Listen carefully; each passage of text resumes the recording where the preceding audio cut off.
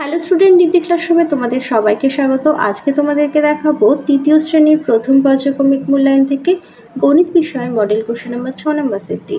প্রথমেই আছে ফাঁকা ঘরে সঠিক সংখ্যা লেখো। 325 সংখ্যাটি 2 এর স্থানীয় মান। তো দেখো 2 একক দশক, দশকের ঘরের রয়েছে, তো 2 এর স্থানীয় মান হবে 20। তো এক অঙ্কের সব থেকে বড় সংখ্যা হবে 9। গদাকে দেখো এখানে 6+6 দেখো 1 2 3 4 বার 6 যোগ করা রয়েছে। এই সমান বানাতে হবে 6 এর সঙ্গে কত গুণ করলে এর সমান হবে। তো 6 এর সঙ্গে যদি আমি 4 গুণ করি তাহলেই 4 6 24, আর এই 4 বারকে 6 যোগ করলেও 24 হবে। এবার দেখো ড্যাশ বিয়োগ 2 সমান হচ্ছে 3। তো 5 থেকে যদি 2কে বিয়োগ করি তাহলেই 3 পাওয়া যায়। উমাদাকে আছে ড্যাশ ঘরের অঙ্কের স্থানীয় মান ও প্রকৃত মান সমান হয়। এটা হবে এককের ঘরের। চিহ্ন বসাতে বলেছে।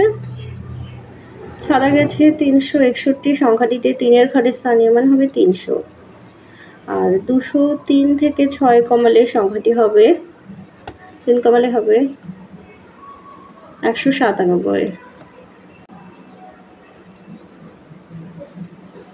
এরপর আছে কথায় লেখো। দেখো লেখা আছে 449, এখানে লিখে দিচ্ছি 449।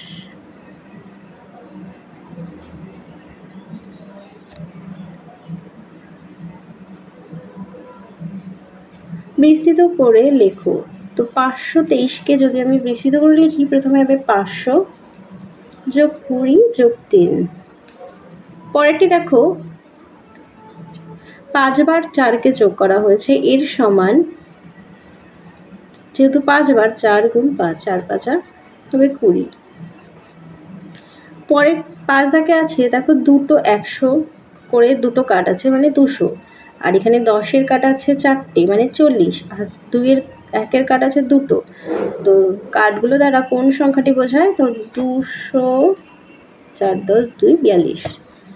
6 দাগে দেখো যোগফল নির্ণয় করো।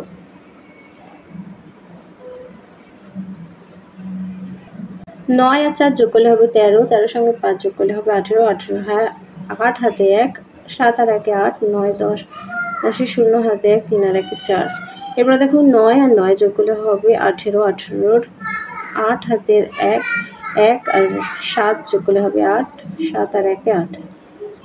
এরপরে দেখো বিয়োগ দিয়েছে, 2 থেকে 1 চলে গেলে 1, 5 থেকে 2 চলে গেলে 3, আর 4 থেকে 1 চলে গেলেও 3। তারপরে দেখো ওপরে 2 আছে মানে 12 ধরে নিচ্ছি, 7 বাদ দিচ্ছি, 8 9 10 11 12 থাকে 5 হাতে 1, আর একটা 9, উপরে 3 আছে 13, 9 বাদ দিচ্ছি, 10 11 12 13 থাকে 4 হাতে 1, 2 আর 1 3, 5 থেকে 3 চলে গেলে থাকে 2।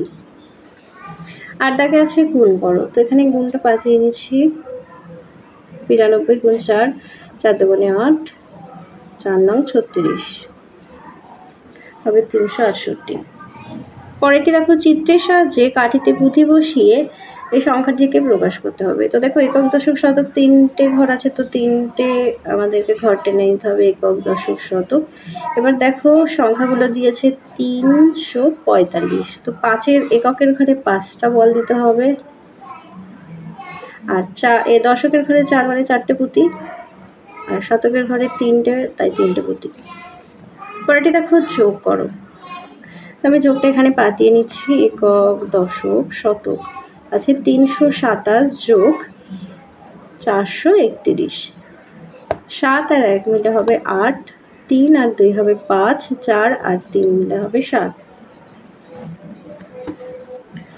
পরের অঙ্কটি দেখো, হাওড়া স্টেশন থেকে কাটোয়া লোকাল ছাড়লো, 522 জন যাত্রী ছিল, ব্যান্ডেলে 185 জন নেমে গেল, এখন ট্রেনে কতজন যাত্রী রইল?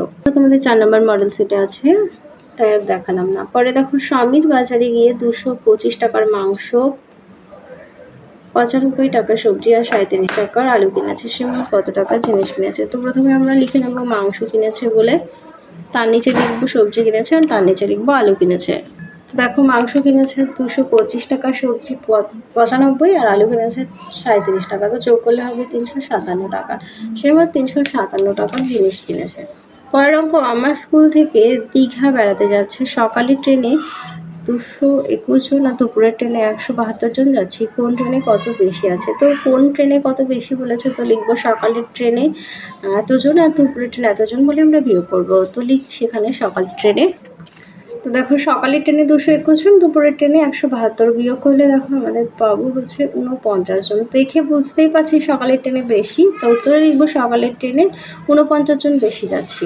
তাহলে চলো তোমাদের 6 নম্বর মডেল সেটটি সমাধান করে দিলাম। ভিডিওটা ভালো লাগলে অবশ্যই লাইক করো। আবার দেখা হচ্ছে পরবর্তী আরেকটি ভিডিওতে।